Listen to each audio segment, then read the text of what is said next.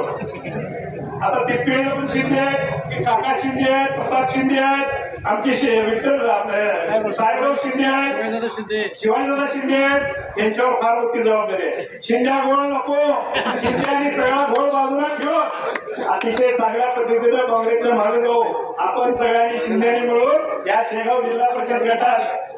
रवी तुम्ही पण शिंदेचा आहे, सगळ्या शिंद्यांनी खरं बाकीचा सगळा घोळ बाजूला ठेवा. खास करून वाळेकरांना माझी खास करून तुम्हाला विनंती आहे, तुम्ही काँग्रेस पक्षाच्या विचाराची सगळी माणसं आहात, अतिशय चांगली माणसं आहात. मगाशी तानाजीरावनी सुद्धा त्यांचं मत व्यक्त केलं. तेही इच्छुक होते, ते झटपटणारे कार्यकर्ते, नेहमी या प्रक्रियेत असणारे कार्यकर्ते, काही नसताना काँग्रेस पक्षाच्या मागे ते उभा राहिले. अशा माणसाच्या मागे आपण सगळ्यांनी उभं राहिलं पाहिजे. काँग्रेस पक्षाची ताकद वाढवली पाहिजे. नक्कीच चांगल्या विचारांना आज हे तीन नेते एकत्र राहिले.